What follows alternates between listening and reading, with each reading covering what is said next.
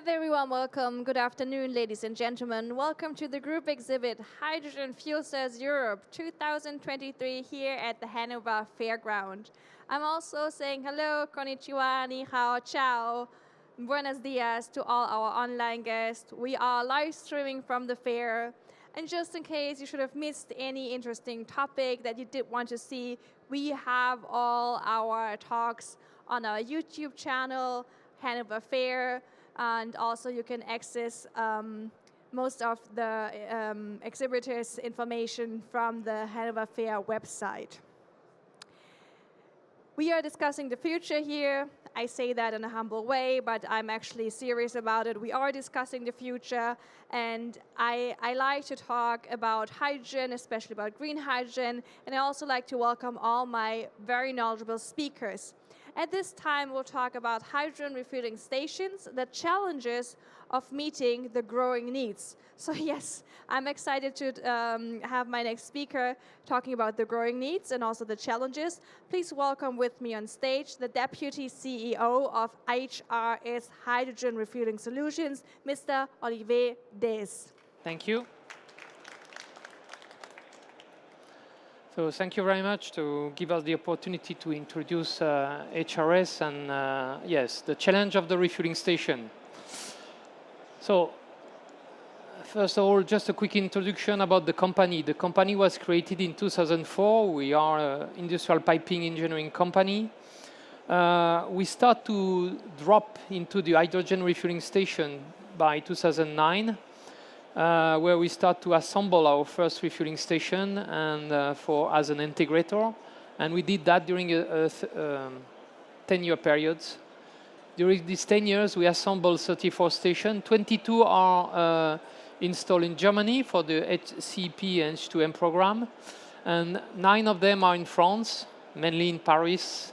And today, we changed the strategy of the company, and we design by ourselves the refueling station. We continue to manufacture, we install them, we doing the commission, the starting of the refueling station, and we have an offer for services for maintenance, preventive maintenance, level 3 and 4. So, what is the challenge of the refueling station? Today, we have 2 types of vehicles, mainly light vehicles and trucks and buses. Light vehicles have a tank of between 5 to 6 kilo. Trucks is around 30 kilo. But we all know that to increase the vehicles, we need to increase the amount of hydrogen. And we can increase the amount of hydrogen with 2 things: increasing the size of the tank or increasing the pressure. Today, most of the trucks are at 350 bar. And to be able to move to a larger amount of hydrogen, the vehicle manufacturer wants to double the pressure in the vehicles. That means we will move from 40 kilo to 80 and even more. And all the challenge is how you refuel these vehicles. And when you refuel the vehicles, that means that the refueling station should be available. That means that you will come to the refueling station, you refuel the vehicles, and the next one will come and refuel. How we can make that with gas? Today we do that with fuel, but it's a liquid. You can have a big tank, you have a small pump, you can have multiple pumps, and you can refuel multiple vehicles. But with refueling station and gas, it's not the same. So all the challenges are disponibility of the refueling station, but also reliability. That means that when you come, the refueling station is on and not off. Safety, because today we are playing with we can say dangerous gas because it's inflammable and explosive. So you need to do all that with a lot of safety. And also how you will bring the grid of refueling station. And the grid will depend really on the usage of the refueling station. Some usage don't need a big grid, like last kilometer delivery. But if you want to do long haul distribution or long haul truck, of course you will need a grid. And if you want that the hydrogen mobility move to everybody, there, of course, you need a dense grid of a refueling station. So, our vision of the refueling station. So today, a lot of people are talking about kilo per day or ton per day, but as we just said before, the challenge of the refueling station is how to pass peak of usage. So we prefer to talk about kilo per hour or ton per hour to describe the refueling station because it's closer to the usage of the refueling station. That means when I say that I have a refueling station that is able to deliver 14 kilo per hour, you quickly know that you will refuel one bus every 2 hours. When you have a refueling station that is able to compress 40 kilo per hour, that means that you will refuel one bus per hour or one truck per hour. And if you look at all the fuel stations that you have today on the road, you can refuel many trucks and many vehicles at the same time. So that means that tomorrow, if you want to do the same thing with hydrogen, you need to have a huge refueling station. So that's why, for us, we are moving from today, I would say, small refueling station. That means 14 kilo per hour, but it's already, you need about 250 to 300 square meters to install the refueling station. So that is something that we produce daily.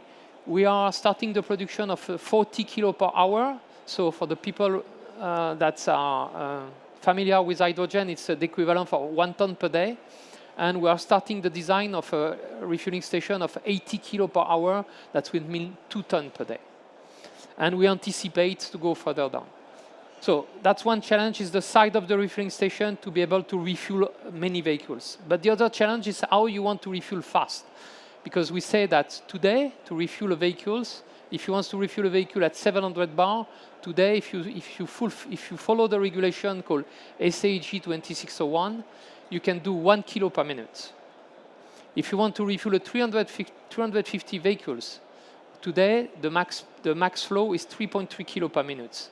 And we are talking about vehicles of 80 kilo at 700 bar. So I mean that if you follow the regulation of today, 80 kilo at 700 bar means 1 kilo per minute means 80 minutes. And that's not the advantage of the hydrogen today. The advantage of the hydrogen today is to be able to refuel fast the vehicles.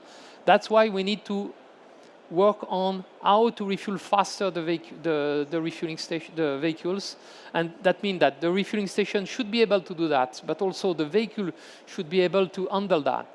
Okay? That means because when you refuel a vehicle, you recompress the reservoir, and when you recompress the reservoir, you heat up the reservoir. And today, to refuel 1 kilo per minute at 700 bar, you need to cool down the hydrogen at -40 to be able not to heat up too much the reservoir. So to be able to go up to maybe 10, 19, 20 kilo per minute, you need to anticipate that. You need to have also all the component that is able to pass this type of flow. So it's a challenge. So that's why today, so we increase the size of the refueling station, but also we anticipate the increase of the flow. And for that, we have 2 European projects, collaborative project, working with component supplier, mass flow meter company, but also people that will be able to write down the regulation, the norm, to be able to anticipate that. Okay, how it's working a refueling station, quickly. So first, you take the hydrogen from a source, can be local source like electrolyzer, can be a pipeline, can be a tube trailer. First, you need to compress it, okay?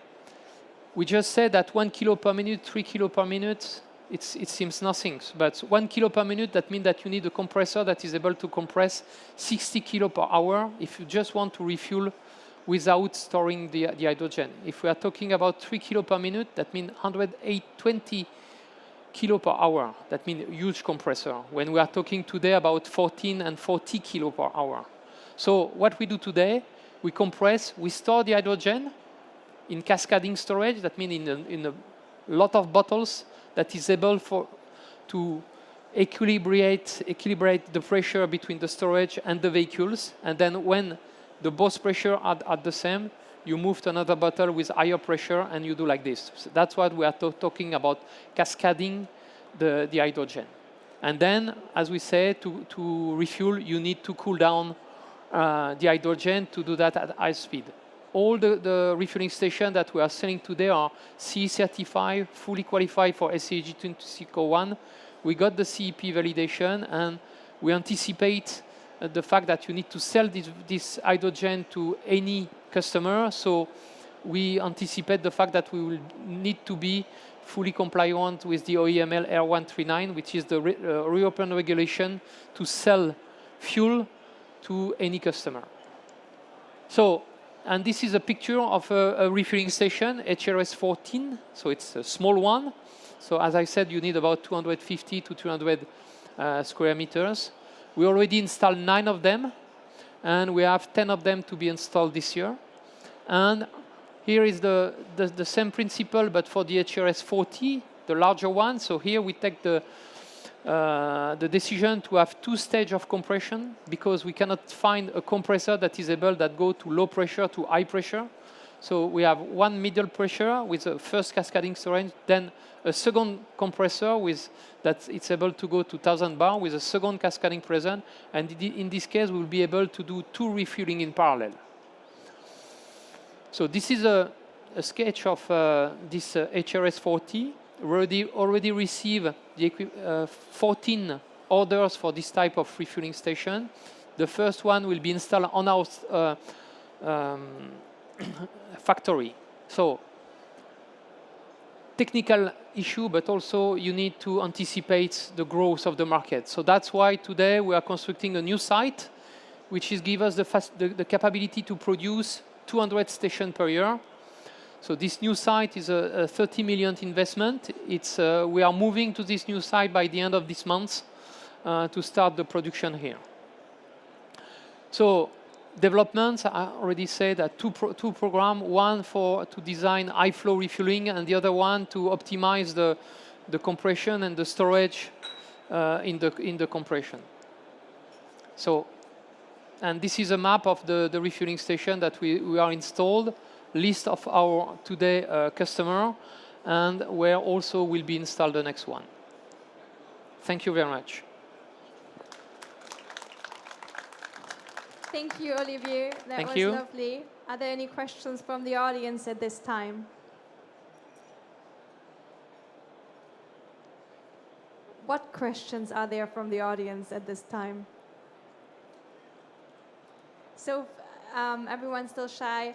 Actually, if you don't mind, I would like to ask a question. As you said already that there's growing demand, and you said that, well, your company is rather young, let's say, put it this way, but already lots of requests, and you said you have 10 installments of hydrogen refueling stations. Are you able to take more requests? Yes, of course. The main challenge today is 2 things. So the capability to produce, that's why we are building this new factory, but also the ability of the supplier to supply the component. So today it's a trade-off between production capability, but also capability of the supplier to supply. So that's why we try to have partnership with our supplier to anticipate the demand, to help them to accelerate, because today it's also for the supplier to accelerate the production. And today, yes, we are able to accept new orders. That is wonderful. There's another question from the audience that I will take.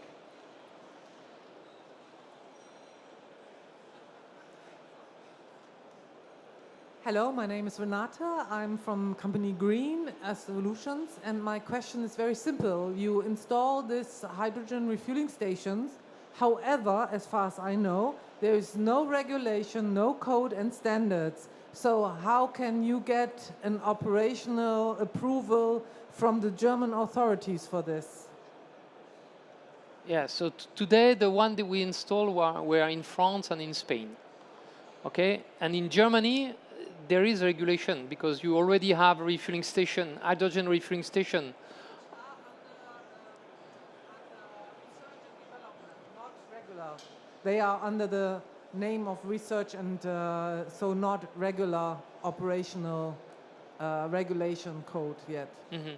So that's why this is my uncertainty for hydrogen refueling station in Germany. Mm-hmm. So today what we do C certified, so normally we should be able to sell this product, and we try to fulfill all the regulation, that means the compress regulation, but also I will say in France it's called ICPO for the regulation for installation specific product like gas-based product. So normally we should be able to install and to have it on the normally on not anymore on the research regulation, but on the normal regulation. I'm actually thankful for this question. I think you are as well, because only with these questions we can discuss more and also shape the future, and also help to shape a political, let's say, foundation that makes us much more easy to enter the market economically. Unfortunately, the time is already up, but if you want to discuss more with Olivier, you're more than welcome to visit them at their booth. So that was Olivier, Deputy CEO from HRS Hydrogen Refueling Solutions. Thank you. Thank you.